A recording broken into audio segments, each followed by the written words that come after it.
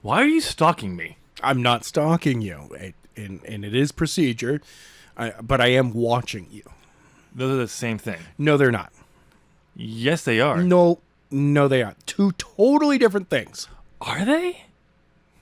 What's up, interwebs? Welcome to the Storytime Podcast. I'm Tim. I'm Adam. And you'll get the cold opener in a second. It's procedure. Yeah, it's procedure. We're required by ZOP Gaming. You know, this is on my channel, but not... It's part of my contract Yeah. with ZOP Gaming. Once in a great while, we have to do a random cold opener. Random cold. You'll understand the reason why we did that one in a little bit. But welcome to the Storytime Podcast. And this is where we're going through... This is Season 1. We're going through my first novel I ever wrote. Angelic Wars. Legend of the Godchild. Book 1. Angelic Wars, Book 1. So, yes, this is... we're going through this. We are going through Chapter 6 today. Yes, we are. Adam pre-records these because it's easier for when I put the audiobook together. Absolutely. But we're going through that, and after the pre-recording of that, wow. After the reading that was pre-recorded, we'll come back and discuss the chapter, and not just this chapter, but also how it adds to what already came before, and all that. But before we get to the reading, if you go on to enjoy this episode, I'd love it if you would smash that like button and do it as a prayer to the holy algorithm. The holy algorithm. And subscribe because I got writing content on this channel. With that being said, also, if you like bad gameplay, go check out Adam's channel. There's a new person. Hell yeah. Eventually, there's going to be a new person on there who's just as bad, if not worse, than he is. And that'd be me. What? Spoilers, dude. I know. I can't help but telling spoilers. I don't know when those are going up anyway. Just like everyone dies at the end of this book. I mean, oh, god damn it! Why are you going to do that? All right, let's get to the reading, and we'll be back with the discussion. Chapter 6. Visitor. No! Shouted Sage as he opened his eyes and sat up on the couch. Realizing it was another dream, he blinked his eyes rapidly to help them focus. Not another dream. Why am I having these dreams? What time is it? Sage glanced at the cable box for the first time, which read 11:33. He stood up from the couch and stretched. His muscles were starting to ache, and he didn't want to have them too tight when he finally went to bed. After stretching, he walked into the kitchen. Hello, Sage said as he passed a man sitting at the table reading the newspaper. He continued to walk over to the fridge and opened it and bent forward to look for something to drink. It was then he stood up and looked at the stranger. Who are you? The stranger put the newspaper down, revealing what he was wearing. Oddly enough, it was the same thing Sage had on in all of his dreams. The black leather trench coat, right down to the samurai sword attached to the black baggy cargo pants. Wow, you must be tired from not getting enough sleep from your dreams, said the man. How long have you been in my apartment? Sage asked. Also, how do you know I haven't been getting a lot of sleep due to my dreams? What question do you want me to answer first? Asked the stranger. Why am I here? How long I've been here? Or how I know about your dreams? Oh yeah, your foster sister, Natalie, came in about 20 minutes ago. How do you know about my foster sister? Sage asked. You better not have done anything to them. I've only been in the kitchen waiting for you to wake up, said the stranger. I'm going to go check on them, Sage replied. You better not be here when I get back, or I'm going to call the cops.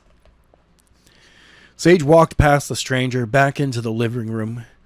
Once he was sure the man could not see him, he turned and ran down the hall. He peered into his room where Natalie was out cold in his bed. He gently closed the door and turned to the guest room. As he slowly opened it, he saw light from the TV. He opened the door the rest of the way to see Kiana was still up watching her favorite movie, Aladdin. Bed? She said as her head turns towards the door. Bedtime was about 2 hours ago, Sage said as he walked over to the bed. He picked up the TV and VCR remote controls as he sat on the edge.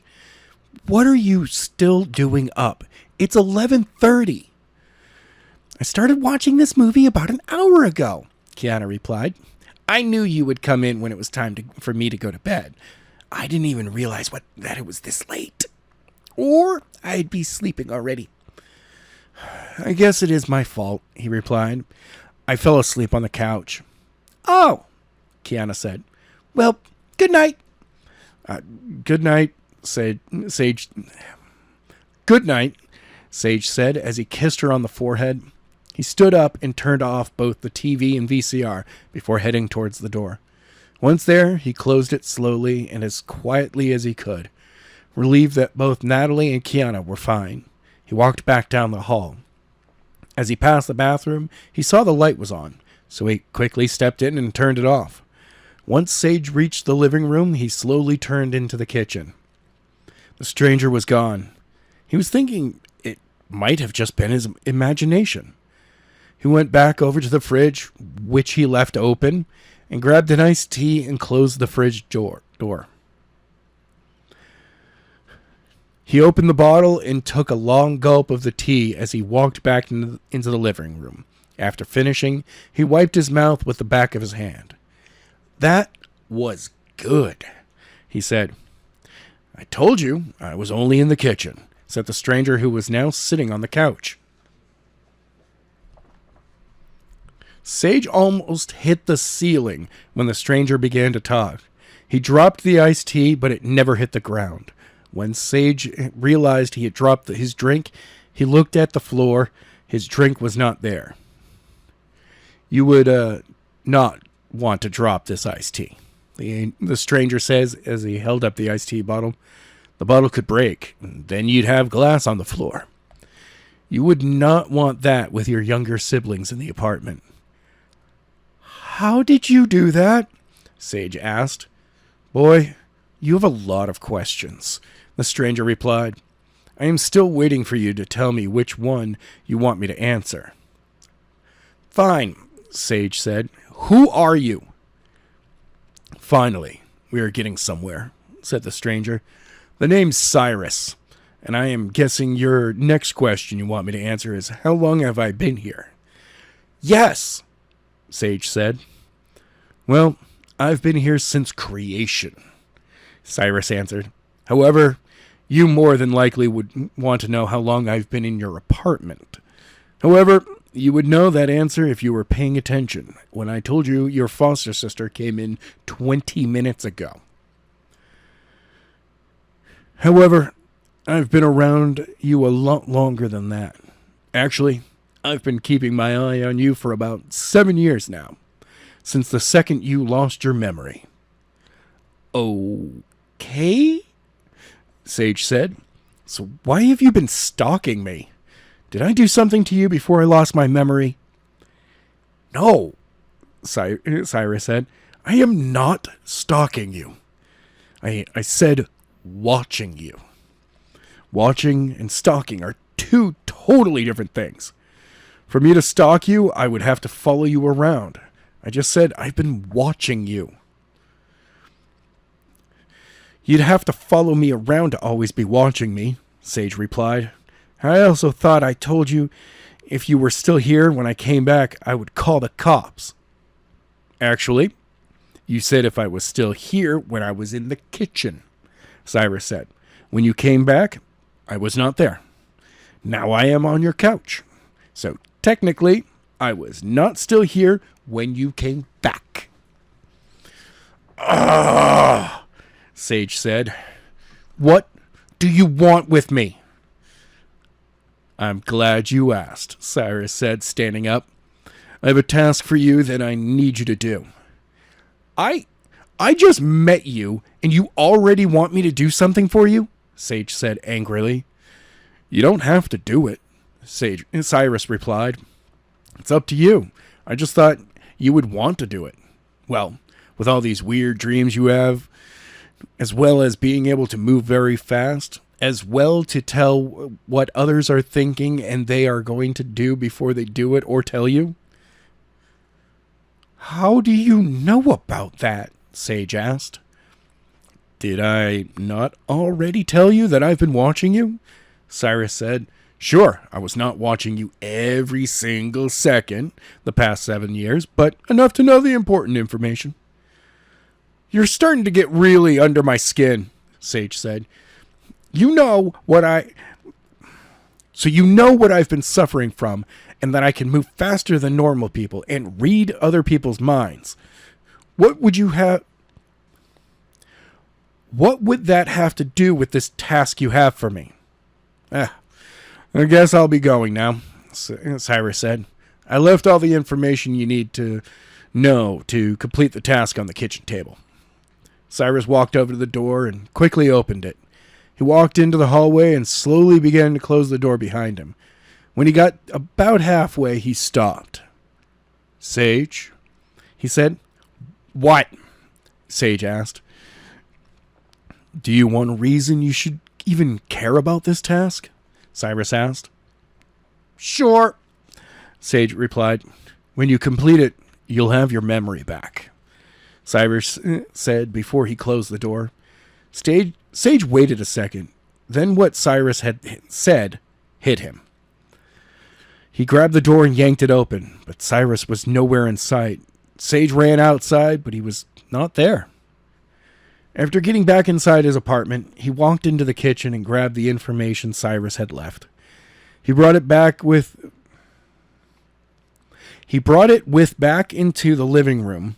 Sage sat on the couch and began to look it over.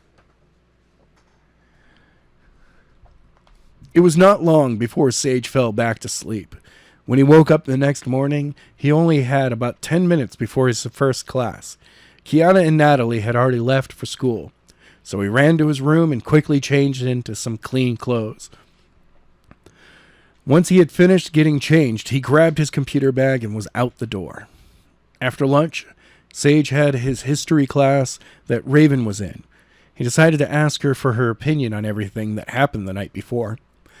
Once class was done, he walked over to her and tapped her on the shoulder. She quickly turned around and was a little surprised to see him. I feel privileged that you have the hero of the campus coming over and wanting to speak to little old me, she said. What are you talking about? Sage asked. Like, you don't know, Raven replied. Just that you took on two of the biggest and toughest football players all by yourself the other day. Oh, that? Sage said. I forgot how fast news spreads on this campus. Anyway, I need your opinion on something. Do you have a free minute? Sure, Raven answered. You can walk me to the cafe. Okay, Sage said. The two went out the side door that led to the side of the main building.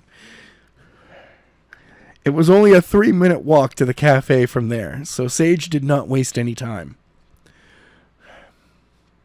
I know what you think about the dream thing, he said. However, what would you say if I told you that I know a way that I could get my memories back? How? She asked. A task. Sage continued. Once I complete this task, my memory will come back. You're not making sense, Sage, Raven said. I thought so, he said. I was foolish to think that I could get my memory back from just doing a task. So, you don't want my input now? Raven asked. Why don't you calm down and tell me what's going on? Okay, Sage said. Last night, a strange man was in my apartment. He wasn't trying to rob me of anything. He told me that if I completed the task he had for me, I would get my memory back. How do you know you lost your memory? Asked Raven. That's the thing, he replied. This guy knew about my lack of sleep due to my dreams as well as the events of yesterday. Like, he was right there watching it take place. I mean, I have never seen this guy in the past 7 years. He said that he has been watching me since I lost my memory. You mean stalking you? Raven interrupted. No, watching me, Sage said. Watching and stalking are two totally different things. How? Asked Raven. One, you follow the person around, Sage continued. The other, you just watch. You have to follow a person around, Raven started. That is what I said, Sage interrupted. However, this guy stressed that there was a difference. Anyways, when he and I could get my memory back. I have yet to stop thinking if this could be true. I highly doubt it, Raven said, stopping at the glasses door to the gym. However, you will never know unless you actually do it and see. This guy may be from your past, and he's trying to help you remember him and other things. Even though I don't think you'll get your memory back by just completing this one task. I say give it a try. Okay, Sage said, confused after what was just said. Thanks. I'll take that into consideration. Good, Raven replied. I have to go to work. Are you going to stay? No, Sage said. I'm going to go back to my apartment and think about what you said and try to figure this whole thing out. After the 10-minute drive to his apartment, he parked his car in his spot, then headed inside. He walked into the living room and placed his bag on the couch. Hungry since he had yet to eat breakfast and lunch, he quickly raided the fridge. Sage grabbed some cold pizza and began to eat it. He almost left it in the plastic bag. Once he pulled it from the bag, he began to eat. He pulled another iced tea from the fridge as well and walked into the living room and sat down on the couch. After finishing the last slice of pizza, Sage picked up the information on the task Cyrus wanted him to do.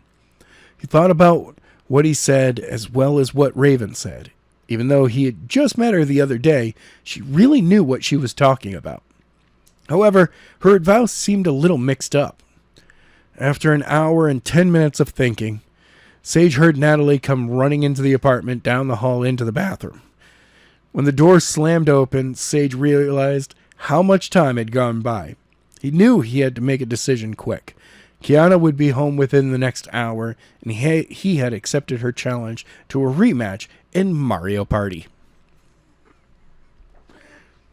After a few minutes, Natalie came out of the bathroom and back into the living room. She walked over and sat next to Sage on the couch. After a few minutes of his not acknowledging her, she punched him in the arm. Ow!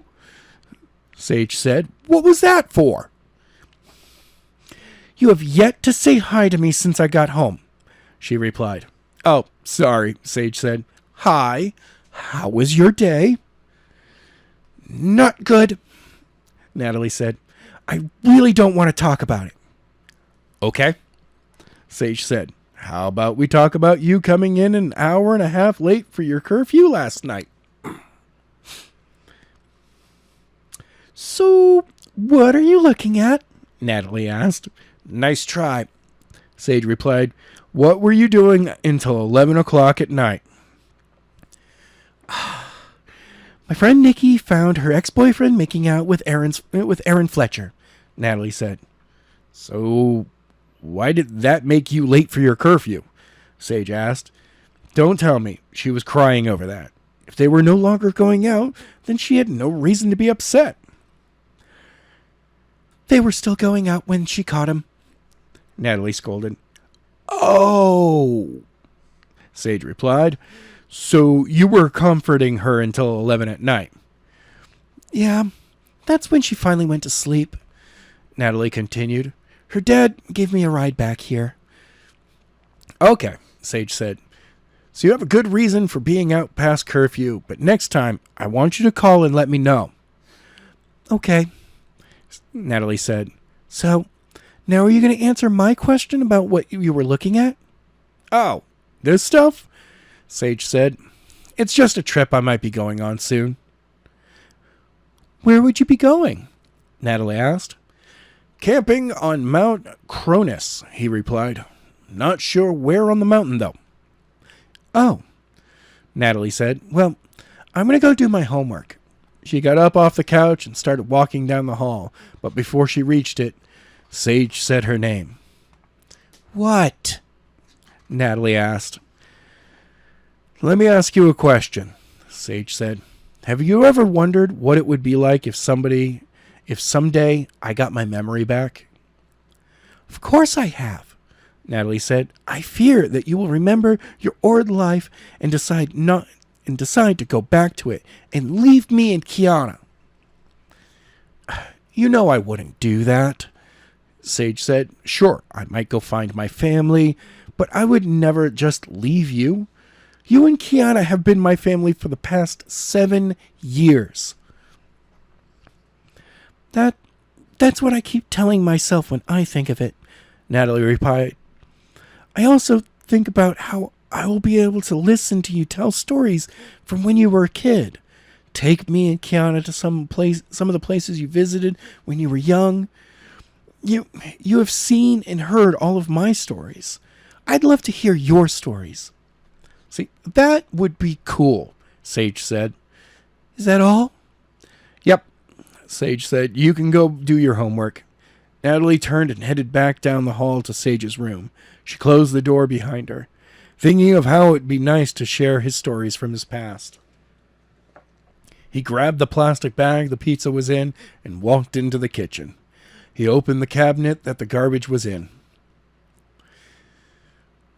"Would it not be fun for you to share memories from your past with your foster sister?" said Sage from behind. With a loud bang, Sage slammed his head onto the top of the cabinets under the counter. He pulled his head back and rubbed it. His face was all red when he turned around, not because he was angry, but from hitting his head and being scared out of his wits. "How do you just come and go as you please?" Sage said, still rubbing his head.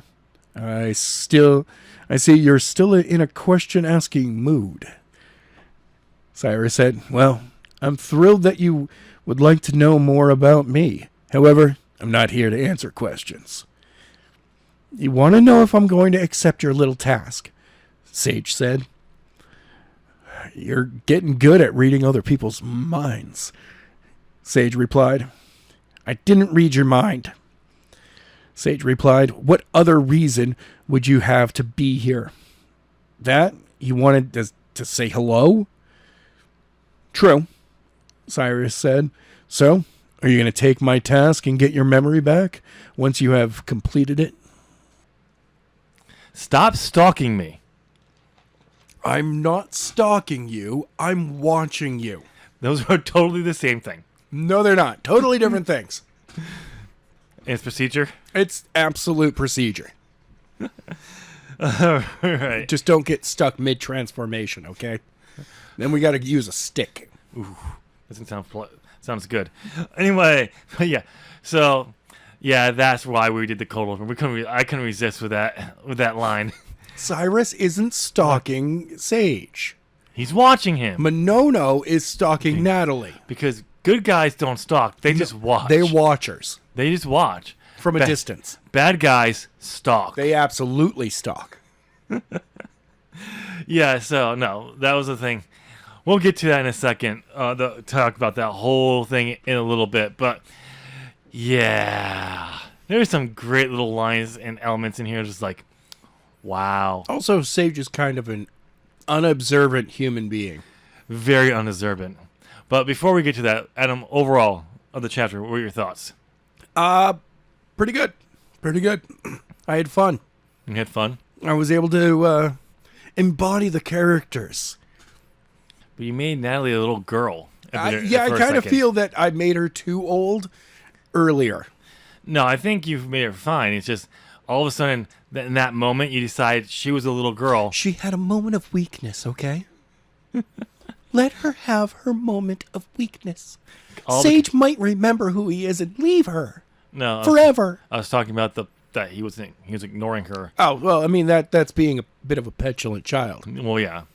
So you didn't even ask me what my day was. Yeah. I don't want to talk about it. Well, clearly you do. Oh, okay. Why did you? By the way, I love the fact that he was just like, they never brought it up again. Yeah, I know. Like, literally, she has a bad day. She storms into the apartment, and it's never brought up again.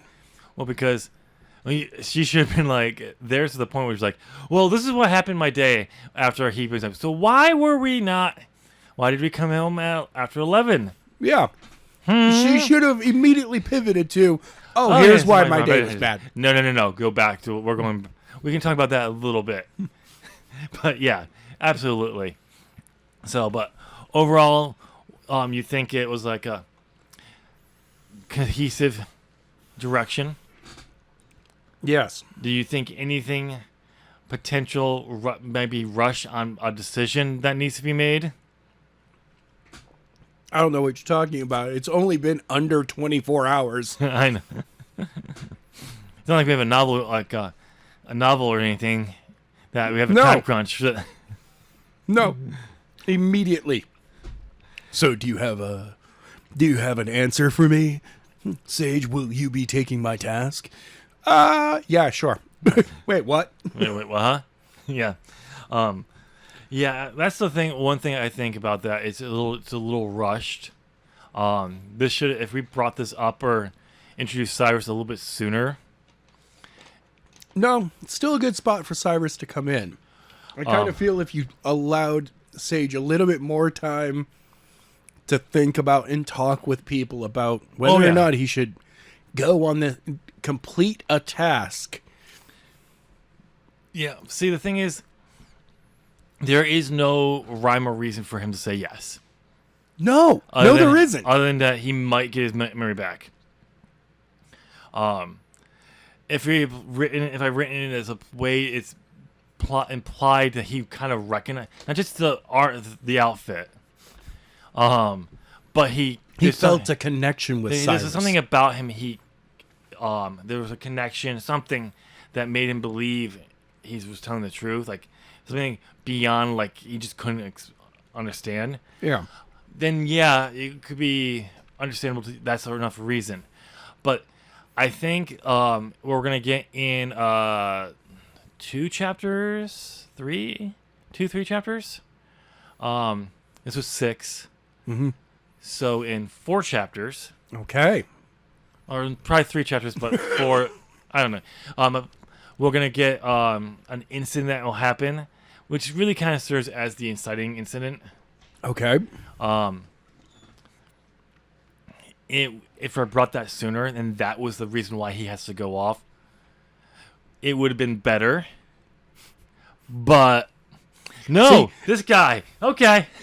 I kind of feel that you should have given Cyrus like 3 chapters to figure out whether or not he wants to do this, but have Cyrus constantly showing up in places at random times. Yes. Like there's a time that, after we'll say after Sage talks with Raven at the cafe, Sage walks outside and literally turns, and there's Cyrus, and he's like, "So you want to talk?" Nope. There definitely should have been a scene. He's sitting on the toilet. No, urinal. Sup? He just goes in and he starts to relieve himself, and he's like he really had to he's one of those he was busy. Like, I've been so much Snapple tea in the last hour. He's been working on something that he's really trying to get done, but he's trying to hold off before he goes. He can't hold it. Runs, he's like, turns. Oh my God! And he's right there. Cyrus is leaning against the counter, 3 feet away. No. In the one. He's in this next stall over. No. He's at a urinal, and it's one of those urinals where there's no divide. He's just standing right there. Sup? He's like, so, what's up? Oh God! What are you doing? And then someone comes in. Like it's like maybe it's this way. Someone comes in. He turns, and he looks back, and he's gone. Yeah. When that person leaves because they're just washing their hands, he's back. But he's like the door to the actual sit down toilet is He steps out of one of the he kind of steps out of the stalls. But there was no he could kind of see under, so they saw there was no feet under it. Yeah. But all of a sudden he's coming out of it I'm really good at being wherever I need to be. Oh, by the way, I had to put this down here. Sage is totally being subtle on who he is and what he is in this chapter. Absolutely. So subtle. Yeah, I've been around since the creation. Yep, subtle. Oh, absolutely subtle. Yeah, he's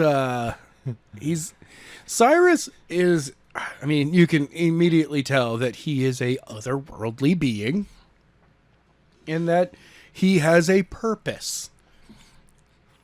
He doesn't have wings, but he definitely has a trench coat and baggy cargo pants and a sword, but no shirt. He has a glorious abdomen. 8-pack pecs that just you could bounce quarters off from. Little do you know, Adam. No, he does have armor. His armor's just flesh toned. All right, that's kind of creepy. It looks like skin. When you look at it, it looks like it's a chest. When you get really close, oh, that's metal. Ding, ding, ding. It's like, yeah, this isn't my real chest. We put this on to look good. And there's always light enough breeze. I don't have a 6-pack. No, it's not an 8-pack. It's a 6-pack.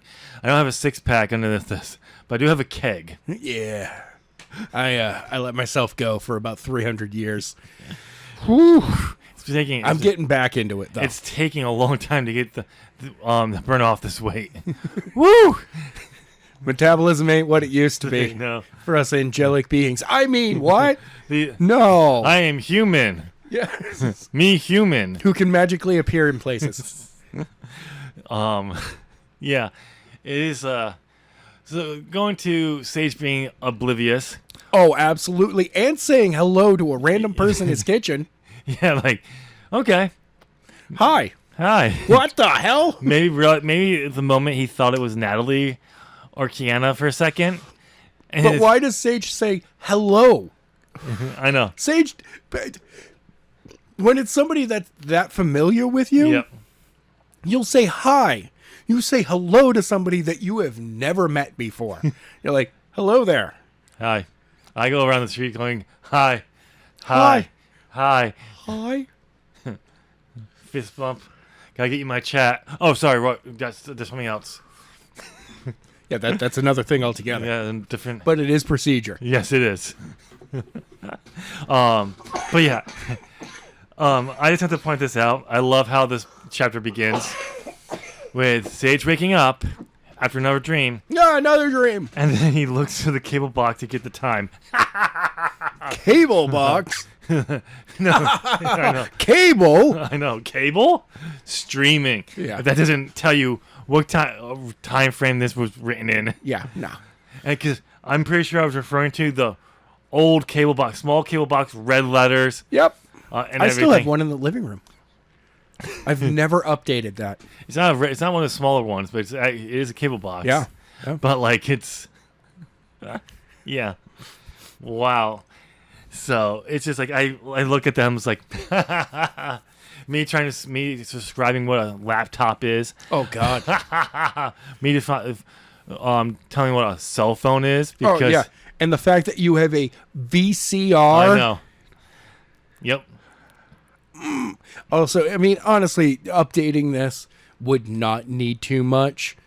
Oh, and no. It's like instead of talking about it's just the TV remote. Yep. Turning off Disney Plus. Or she was watching Frozen. Yep. You don't even have to say Disney Plus. It's Frozen. Everyone knows that. Oh, and oddly enough, even though the movie's nearly 10 years old at this point, it is still like the go-to movie for, every girl between the ages of like 6 and 15. And then they get older and it's still their favorite movie. But you know who? It's been another generation. But you know who's between girls at 6 and like 15 favorite Disney character is? What? Stitch.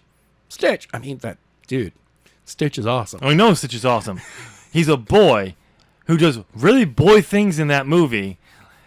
And the girls are the one who love him. I know. I know.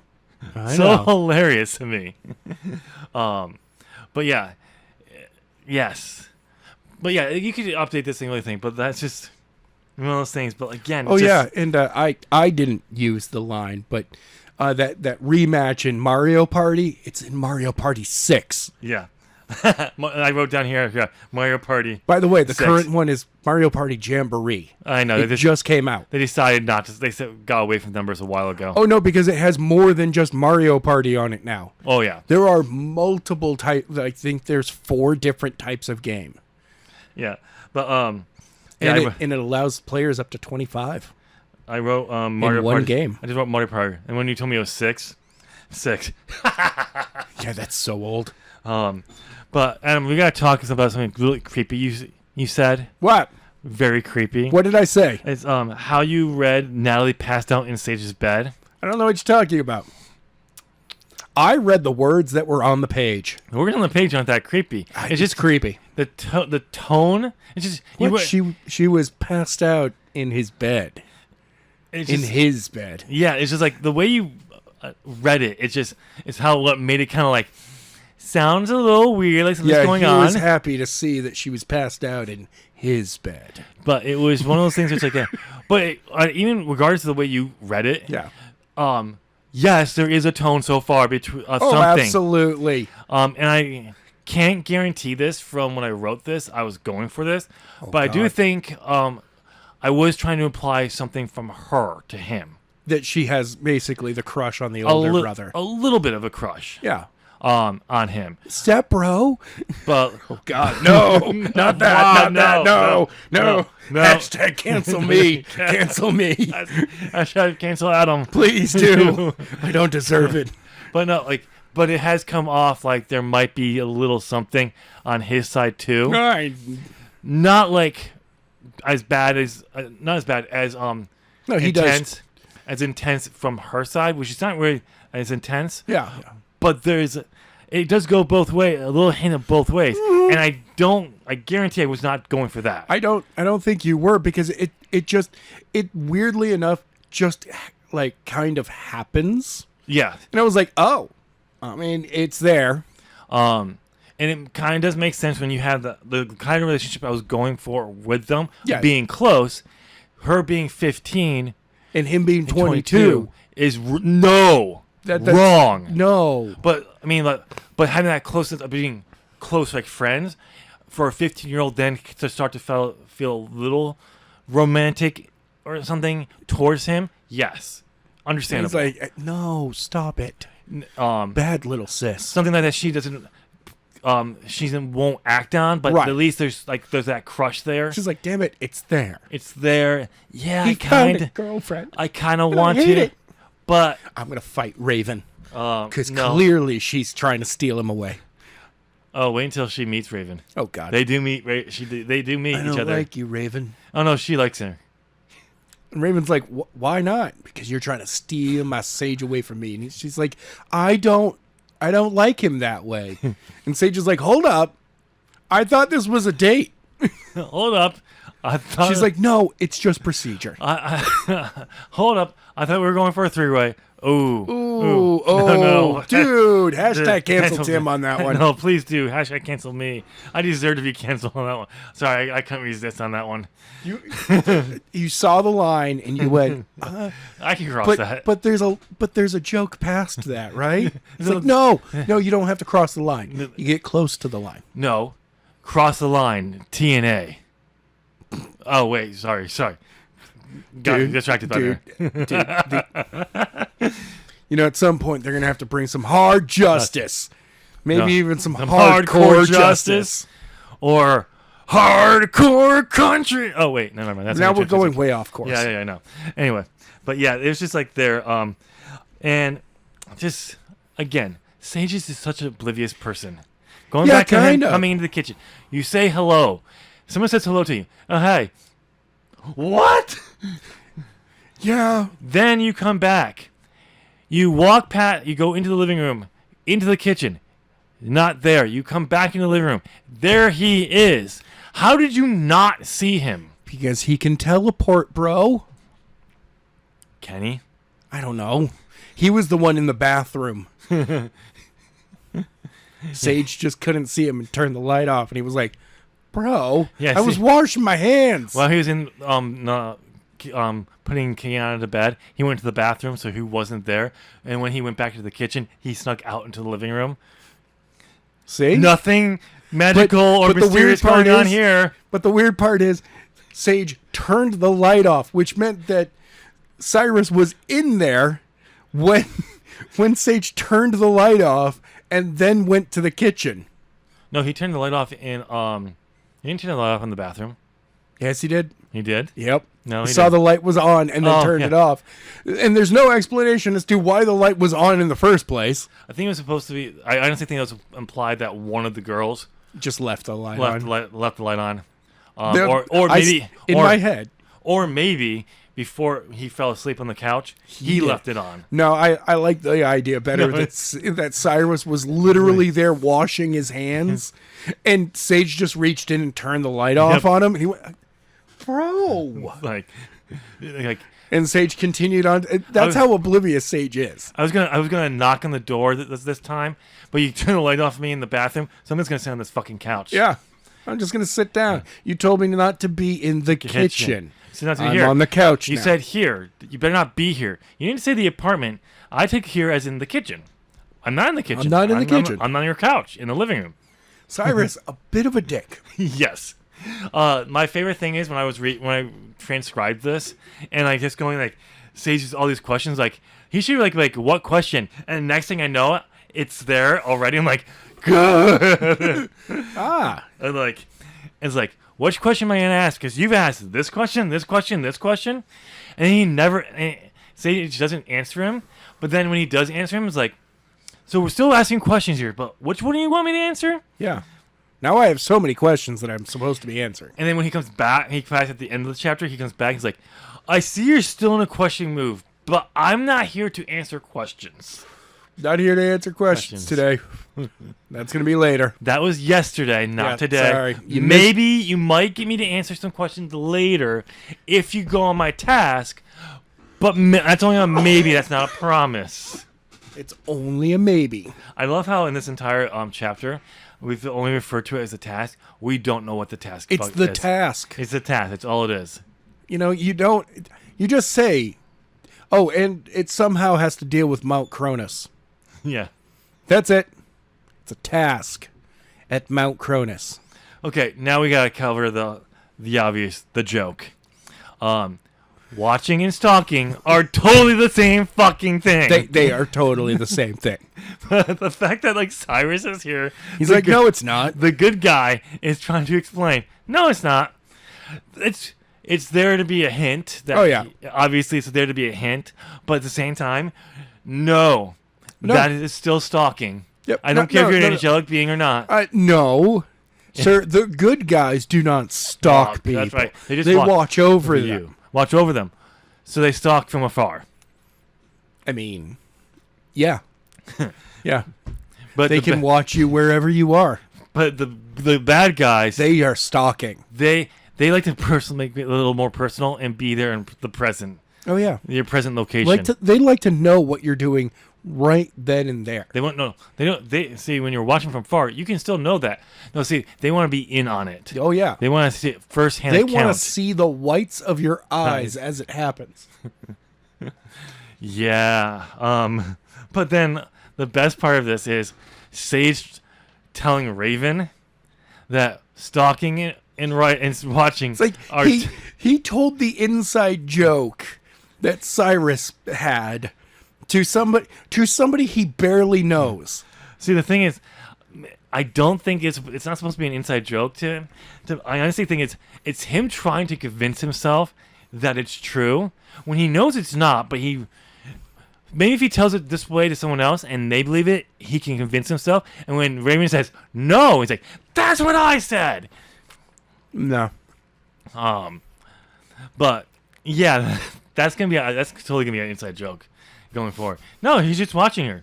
This was no. He was stalking. Yeah, that's stalking. No, that was stalking. Any of the bad guys stalk. Oh, it's Cyrus again? Oh no, he's just watching. He's watching. He's a watcher. Yeah.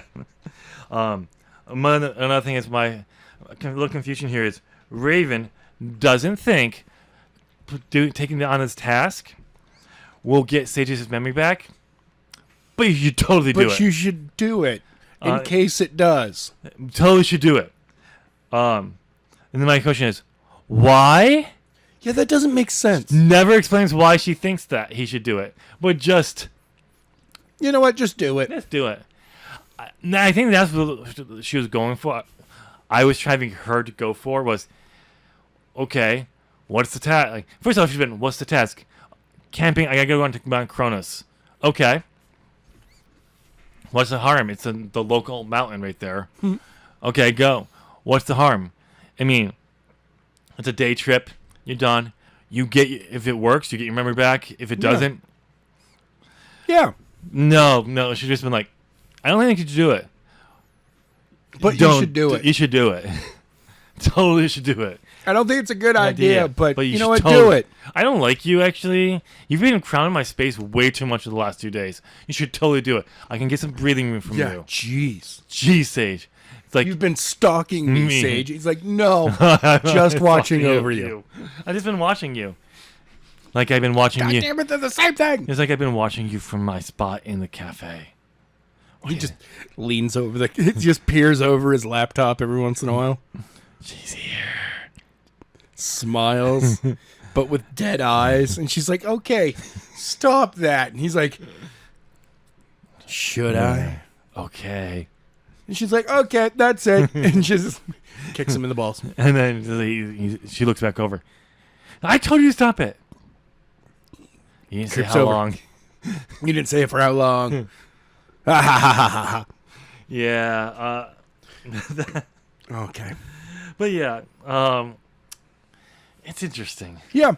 It's definitely interesting. But overall, not bad. But like again, the rushing of his decision. Yeah. Like you really wanted him to make that decision real fast. Because I didn't understand. Like this, my first novel, not understanding how to. I didn't. Because I wasn't a planner. I was a pantser, remember? Oh yeah. But I had chapter summaries. I didn't know how to. Certain things I did understand. I was supposed to do. Didn't necessarily do them well. Foreshadowing for Sage. What? But other things I didn't know how to expand them in a way to allow for actual time. And this is one of those things. And also me trying to get to the inciting incident, so we can get going. To me, it isn't until chapter 9, really, and it's too late. It's way too late. Really?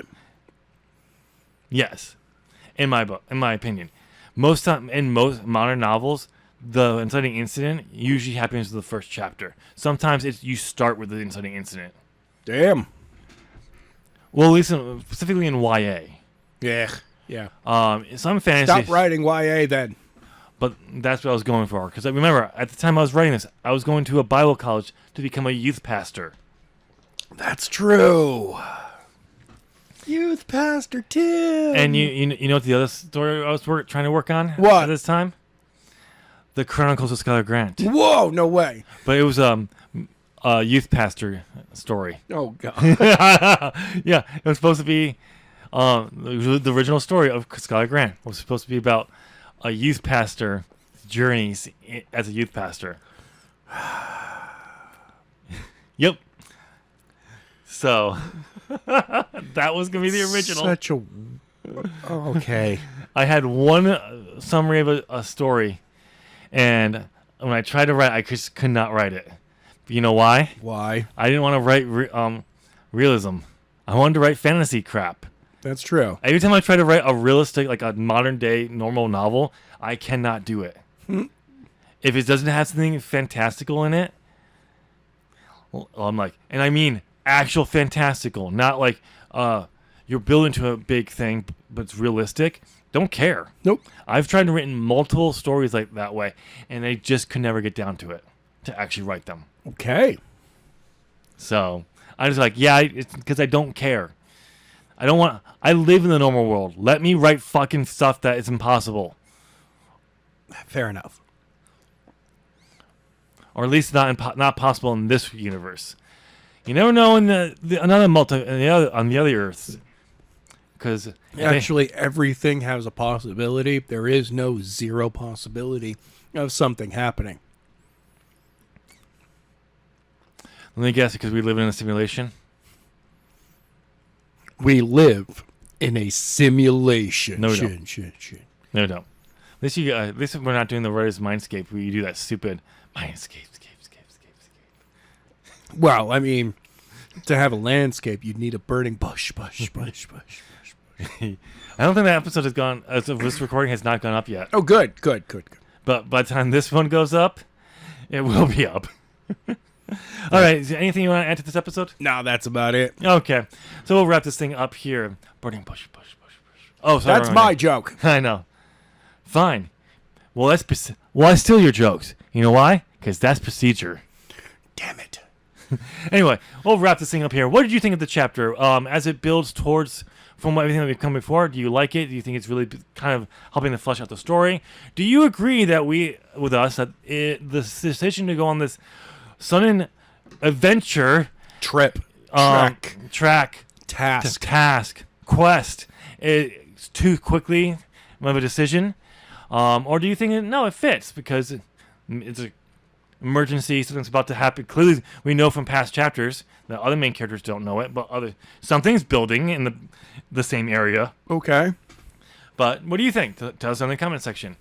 Also, tell us if you agree that stalking and watching are two totally separate things. Totally separate things, yes. And then if you do, we'll tell you why you're wrong. Okay. But since you made it to the end, we're assuming you're enjoying this podcast. So why don't you go and hit that like button? Nope. Smash. Nope. Sacrifice it as a prayer to the holy algorithm. The holy algorithm? And subscribe. Why is the holy algorithm getting a sacrifice? Because it's religious. It's procedure? Yeah, because it's procedure. Ba-da-ba-ba. Yeah, because it's procedure. Duh. Speaking of other content, will be on screen now. One will be the other episodes of the Storytime Podcast Season 1. You can go listen to that. If this is all wrapped up in the audiobook for Angelic Wars, Legend of the Godchild, Angelic Wars Book 1 is done, that'll be on here too. If not, there'll be a link to whatever's the best video I have for you. Click on one, we'll see you there. Thank you so much for listening. Also, if you're bored, go watch some terrible gameplay on Adam's channel. Bye!